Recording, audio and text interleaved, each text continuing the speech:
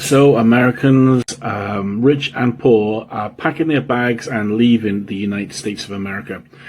From the first 6 months of this year compared to the first 6 months of last year, Americans moving to other countries has increased by 90%. That's right, 90%. And so that's almost double where it was last year. And so, folks, people are seeing the craziness and the chaos and the instability and the violence, and they're just leaving. They're just leaving.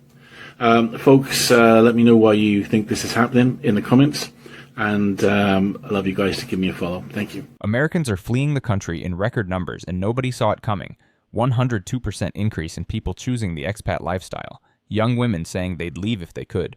Scientists picking other countries. Immigrants refusing to return to their jobs. The same folks who spent years screaming, "If you don't like it, leave," are now in absolute shock that people actually took the advice. Welcome back to Mind Mirror. Let's get into it. Don't tell your leaders what they're doing to our country. We do. You understand what they're doing to our country, because they destabilize our countries for us to be migrant here. Thank you. And is a politically set up. Yeah, Joe Biden. You understand? You want Indians to go back? Then who's going to run your Google and your Microsoft? Why don't Indians go back to that shitty India? We don't need you guys. You need us, bro. You need us. You want Indians to go back? Then who's going to run your Google and your Microsoft? Do you want Sundar Pichai and Satya Nadella to leave as well? Do you also want your boss to go back? Because I'm sure they're Indian as well. And if your boss isn't Indian, I'm sure the CEO of your company is. And if we all leave, who's going to run your tech industry? We literally run your country's economy. You need us, silly beans. You need us. Just say thank you and enjoy your chicken tikka masala. This is not a political post. But you know how people are always saying, if you don't like it, then you can leave? Well, people are. And in rapidly increasing numbers. As you can see, this article reports that there's been a 100... Hold up, 102% increase in Americans going expat? That's not a blip, that's a pattern. These aren't random people running away. These are professionals with options who looked around and said, nah, I'm good. Gun violence. Cost of living, political chaos. These are the reasons people are citing. And here's what kills me. Other countries are creating programs to recruit American talent because they see the opportunity. You can't spend years making your country look unstable on the world stage and then act confused when skilled workers start booking one-way flights. The brain drain is real, and it's accelerating. 102% increase in people who have elected for the expat lifestyle, meaning people who are leaving America to go reside in different countries. And the article goes on to cite a few key reasons for this. The main elements being socioeconomic factors that make it difficult and more expensive to live on a daily basis, gun violence and the lack of action to reduce it, and as expected, the increasing political polarization that exists within America. And it's important to note that other countries throughout the world are taking notice of this escalating trend, and they're putting together programs to recruit American professionals to their countries, likely to increase their GDP. I think this will be an interesting trend to monitor and see how it changes over the next few years, especially as this becomes a more realistic lifestyle choice. I don't know why no one's talking about this, but there is a mass exodus of U.S. citizens from the United States. Look, I'm a real estate agent in Costa Rica. I help foreigners move abroad, move to Costa Rica, and make a life here. I've been getting a ton of stories from clients who are absolutely spent. I'm working with a psychiatrist who helps teenagers. And when I asked her why she wants to move to Costa Rica, she said, it's because I have lost all hope. My patients have lost hope. And what's worse is I have lost hope too. And how can I possibly be of service to someone else if I don't believe it's not going to get any better? So what she's doing is saving herself, packing up her bags, and moving abroad. This is where we are. So you might have heard there's a bit of tension right now between Canada and the U.S., but behind the political clashes, turns out Americans really like us a lot. A recent Gallup poll found that 40% of American women aged 15 to 44 say they would permanently leave the U.S. if they could, more than double the number of young men who said they would do the same. The pollster says it's the biggest gender gap they've ever seen. Among these women, Canada is their top destination, followed by New Zealand, Italy, and Japan. So what's driving this sentiment? Well, a major reason is Donald Trump, the 2022 Supreme Court decision to overturn Roe v. So 40% of young American women say they'd permanently leave if they could. 40%. This is the biggest gender gap Gallup has ever recorded in this type of polling. Women are looking at reproductive rights being stripped, safety concerns, political hostility, and they're saying Canada looks pretty good right now. And it's not just talk, the numbers back it up.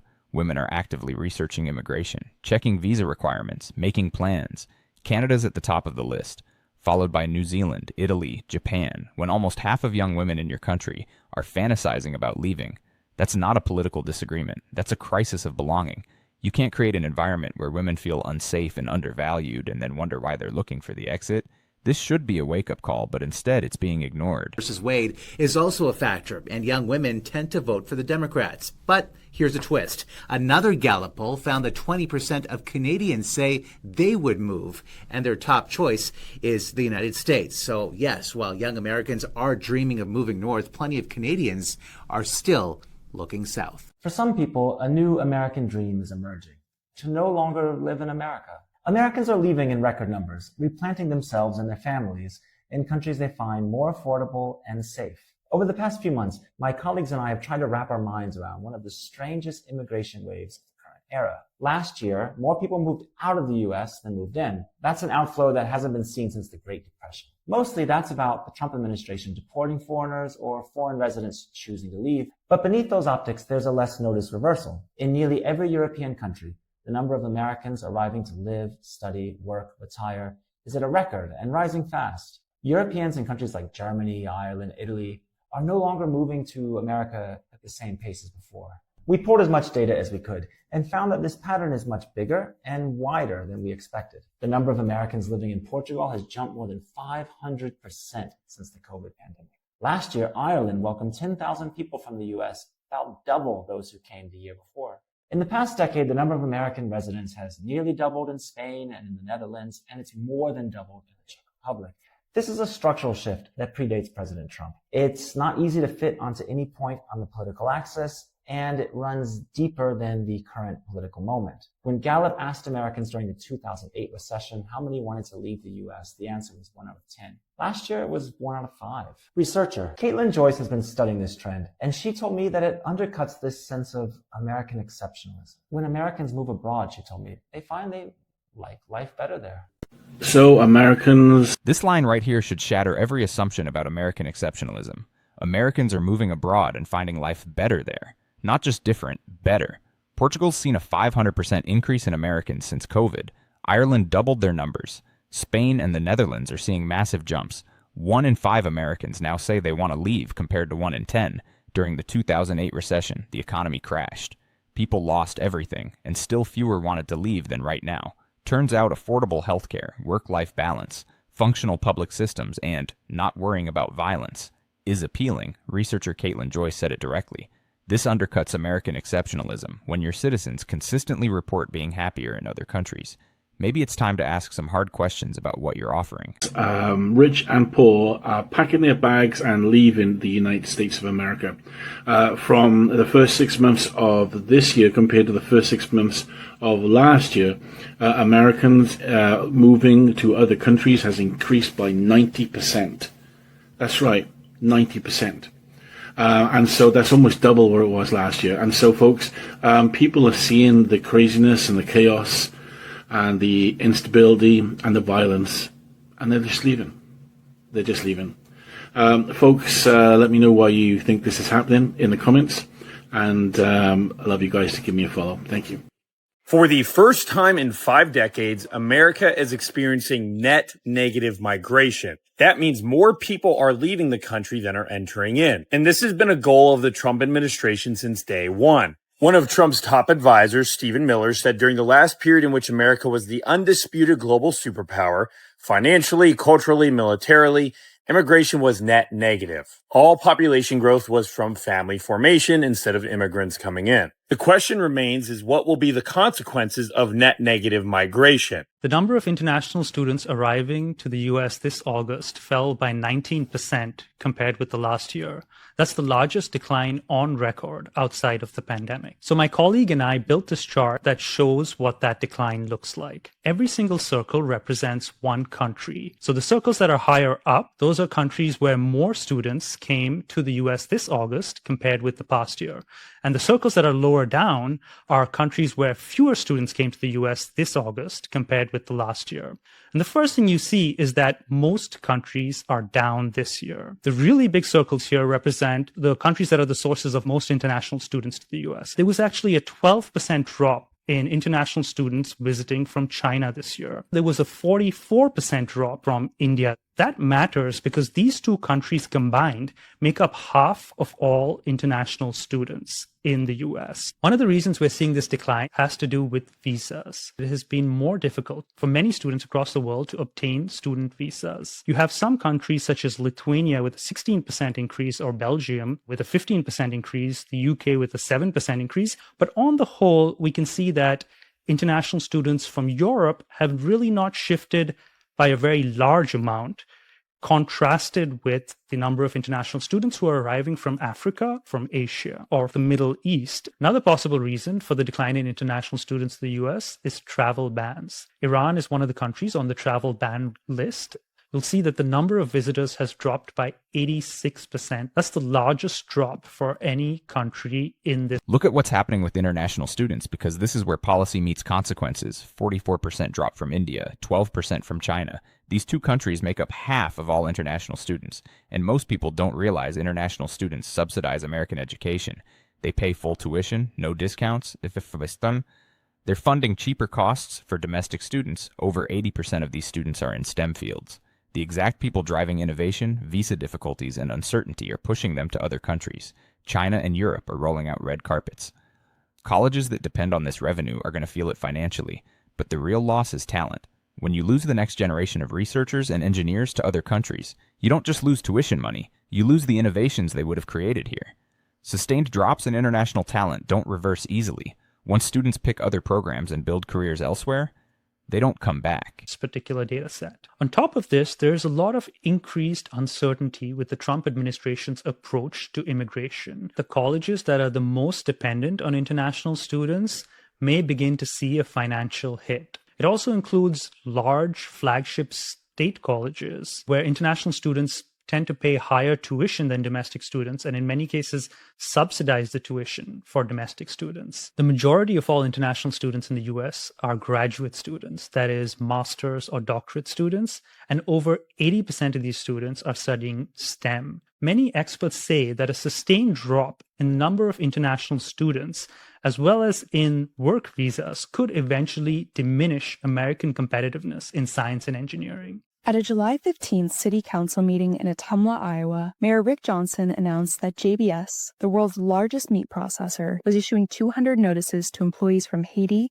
Cuba, Nicaragua, and Venezuela that their work visas had been revoked. So when people get these letters, that's my understanding, JBS is meeting with each of these families individually. Their employment at JBS is terminated immediately, and they have to get out of the country. It's kind of a very complicated process to get people up and leave the United States all of a sudden when they've got houses and family and furnishings and stuff and cars. So it's going to be interesting. 200 workers getting termination notices. People who own houses, have families, built entire lives here. The mayor's calling it interesting, like this is some academic exercise and not a humanitarian disaster. These are meatpacking jobs. Some of the hardest work in America that most people won't touch. 42% of meatpacking workers are immigrants. You really think there's a line of Americans waiting to fill those spots? Absolutely not. Which is exactly why we're already seeing labor shortages. You can't uproot hundreds of workers and expect smooth operations. Production's going to suffer. Costs are going to rise. This is what happens when ideology overrides practical reality. This measure comes in light of the Department of Homeland Security ending temporary protected status for residents of multiple countries. The program aims to provide refuge for citizens from countries where conditions might be too unsafe to return, historically protecting them from deportation. The Trump administration has now changed that, and the Supreme Court upheld the move. It is also my understanding that if employees can't qualify for another type of exemption, that they are being instructed to leave the U.S. immediately, Mayor Johnson wrote to sentient in an email. Immigration raids on meatpacking facilities and farms have increased under the Trump administration. Immigration and Customs Enforcement, also known as ICE, documented 32,809 enforcement actions during Trump's first 50 days in office. Since June, Trump has paused, then unpaused immigration raids on agricultural facilities. Approximately 42% of meatpacking workers are immigrants. In 2024, a JBS plant in Colorado was accused of human trafficking workers from Haiti and Benin. Although a U.S. firm owned by JBS made the single biggest donation to Trump's inaugural campaign, the corporation is not immune to the effects of his policies. Sentient reached out to JBS for comment and has not yet heard back. So Dookie Booty having a change of heart on his ICE policies, on where they can raid at. Because he getting complaints about none of the workers want to show up at these hotels and farms because ICE want to show up at their jobs, even though they're supposed to be looking for criminals. You showing up to all these people's jobs and detaining them and deporting them, and they can't fill the positions. And they saying that they can't find nobody to replace them because none of your maggots want to step up and fill these positions. Why? Because your maggots are welfare queens. They live off of the government. Here's the thing nobody wants to admit. Those jobs everyone claimed were being stolen were never wanted in the first place. Farms and hotels can't find workers now. The labor shortage is real. You scared immigrant workers away with raids and enforcement. Now even pausing the raids doesn't bring them back because trust is gone. Who's going to risk deportation for a job when ICE could show up any day regardless of what's promised? And the people screaming about jobs being taken, they're not lining up to pick vegetables or clean hotel rooms at 4 a.m. The whole Americans will do these jobs narrative falls apart the second you actually need Americans to do these jobs. This was predictable. You can't build a labor system on immigrant work and then demonize immigrants without consequences. So no, they're not going to get up and go in these fields or go into these hotels and do any fucking thing because they're a bunch of lazy pieces of shit. So now Trump is trying to backtrack and make it to where ICE isn't going into hotels and farms, but it's too fucking late. You already scared everybody away. So ain't nobody coming back to them jobs. They not about to risk their lives and getting deported to a country they probably never fucking been before, or worse, a prison, to work a job. Y'all should have stuck to what the fuck y'all said y'all was going to do and actually gone after criminals. But y'all are going after hard-working immigrants who pay fucking taxes. That helps America. So, you did what you did, Dookie Booties. It's too late. Americans are looking to leave the United States at unprecedented levels. I'm Natalia, and my work revolves around helping Americans move abroad. What I have been hearing in my client consultations is now being echoed by Henley & Partners. Henley & Partners has been tracking global migration and relocation trends for more than 20 years.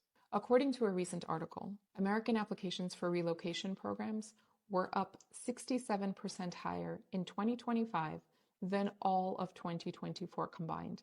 And in 2024, they were already up 60% year over year. This is now a trend, and the reasons being cited are political and economic anxiety. For the Americans choosing to move abroad, this is no longer a lifestyle move. This is self-preservation. I am going to set fire to this thing. Jennifer Doxey doesn't want to be an American anymore. I value the opportunity to live in Canada, and I am just so embarrassed, I think, really, by what my country has become. Doxey moved to this country from the U.S. Midwest close to 2 decades ago, first to Saskatchewan, then settling on Vancouver Island. Her husband and one of her 2 daughters have dual citizenship. We feel Canadian in every respect, but every last one of us in our family is like chained to the United States, and we don't want to be. The tipping point? Trump, his tariff threats, and talk of annexation. I hear Donald Trump come on television and say that he would like to make Canada the 51st state, and this just infuriated me. But renouncing American citizenship isn't easy or cheap. The U.S. charges about $3,400 Canadian per person. The process can take months, including immigration filings, tax submissions, and an interview. It's a major life decision, and it's not something that should be taken lightly. Still, one immigration lawyer, an American who renounced his own citizenship in 2023, says since Trump was reelected, he's getting 50% more inquiries. I think there's just a frustration that the country is going in this direction of animosity, and people don't recognize it from when they used to live there. Jennifer Doxey is sure she will never live in the United States again. a feel for the people that are left behind, that are having to watch this. Breaking news. The U.S. government... Jennifer Doxey is paying $3,400 Canadian dollars per person, going through months of paperwork, interviews, tax filings, all to renounce American citizenship. She's lived in Canada almost 20 years, raised her family there, feels Canadian in every way, but she's still legally chained to the U.S., and she's not alone. Immigration lawyers are seeing 50% more inquiries about renunciation. People are literally paying thousands of dollars to not be American anymore. When being American becomes something people will go through bureaucratic hell to escape. That says everything. She said she doesn't recognize the country anymore. It's gone in a direction of animosity she wants no part of. This isn't about politics. This is about people fundamentally rejecting what the country has become. Has just announced a measure that could change the course of the countryside in the midst of the strongest labor crisis in recent years. Given the labor shortage caused by the fear of thousands of undocumented immigrants to go out to work due to ICE raids and deportations, the authorities have made an unexpected decision. They will simplify the procedures to obtain H-2A visas intended for temporary foreign agricultural workers. Yes, as you hear it, the objective is clear: fill the gaps left by migrant workers and prevent agricultural production from collapsing.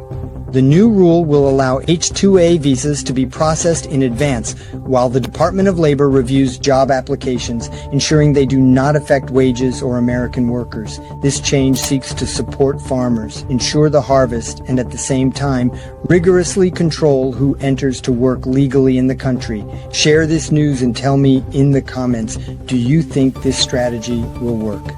For an immigrant in the U.S., it means living in constant fear, and it's painful to see. I just hope that they can be treated, and that we all can be treated under principles of equity and freedom. You watched this video, right?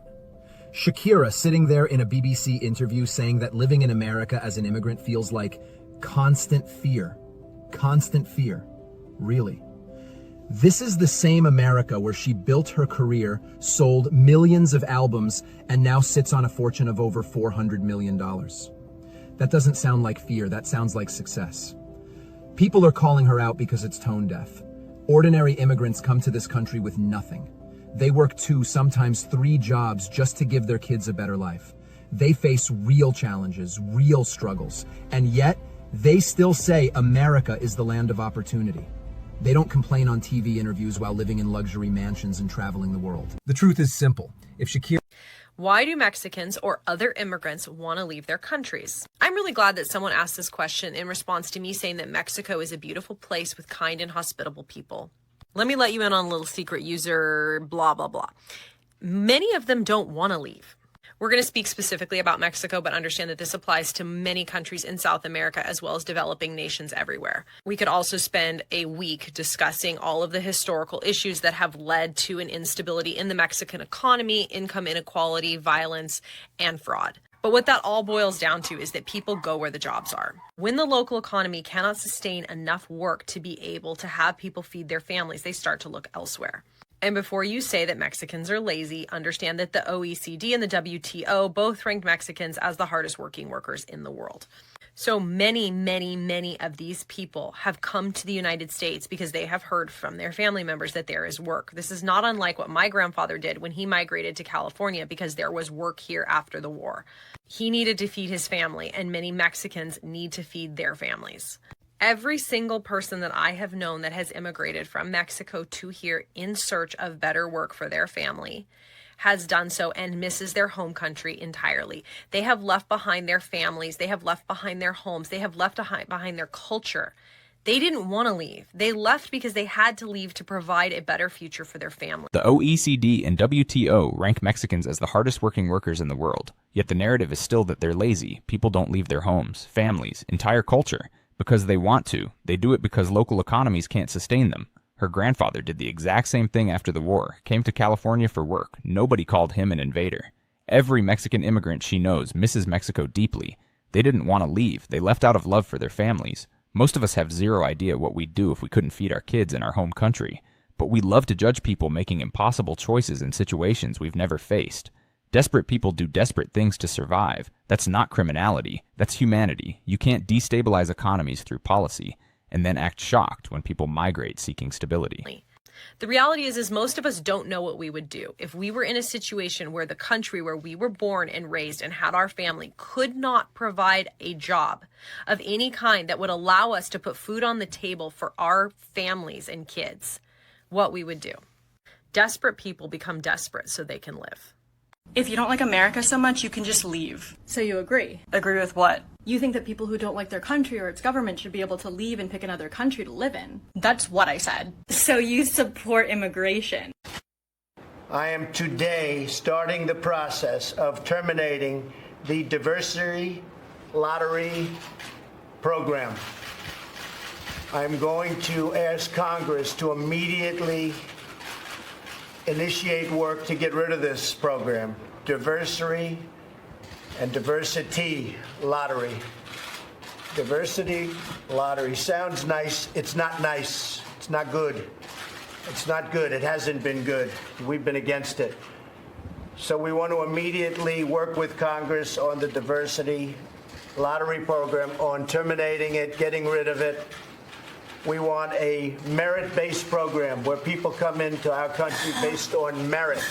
Stat News published a survey this week measuring the impact of current immigration policy on the scientific community, and the findings caught our attention. The survey captures something we've been hearing anecdotally for months, that researchers, both international scientists considering coming to the United States and American-trained scientists with ties abroad, are making different decisions about where to build their careers. Some are leaving. Some are choosing not to come. Some are simply uncertain in a way that is affecting their ability to focus on their work. We want to be measured about this. Real impacts and trends may not be seen for quite some time, but it's something that's worth monitoring moving forward. The United States has maintained its leadership in biomedical research in large part because it has been the destination of choice for the world's best scientific talent. That advantage is not automatic, has to be cultivated and protected. If immigration policy signals to researchers that the U.S. is a less welcoming place to build a scientific career, those consequences compound over time. Graduate students choose different programs, postdocs accept positions in other countries, and principal investigators relocate their labs. None of this happens overnight, but none of it's easy to reverse once the pattern is established. The United States built scientific leadership by being the destination for global talent. That wasn't luck, it was policy and culture. But now researchers are choosing other countries, grad students picking different programs, postdocs accepting positions elsewhere. This doesn't happen overnight, but once the pattern establishes, it's almost impossible to reverse. When immigration policy signals that international talent isn't welcome, those scientists have options. China and Europe are throwing resources at them. Scientific progress isn't about one breakthrough. It's about sustained talent pipelines over decades. Lose the next generation of researchers, and you lose the innovations they would have created domestically. This survey shows uncertainty, distraction, career changes, and uncertainty absolutely kills long-term research progress. You can't maintain global leadership while treating the people who drive that leadership like threats. Yo, this lady is having too much fun. You guys, white South African refugees choose to head home instead of living under Trump. Oh, I guess the problems at home weren't that bad then. So we have both an immigration problem, too many people coming into America, and a declining birth rate, which is also a problem, not enough people. So which is it? Do we have too many people or not enough? So we just watched Americans renouncing citizenship, scientists choosing other countries, workers refusing to return, students going elsewhere, all because policies made the country less appealing. The irony is brutal. The same people who said, leave if you don't like it, are shocked people actually did. And now they can't fill the gaps because it turns out those jobs nobody wanted are still jobs nobody wants. Question for you, can the country recover from this brain drain, or is this the new reality? Drop your thoughts below if this opened your eyes. Like, share, subscribe. Catch you next time.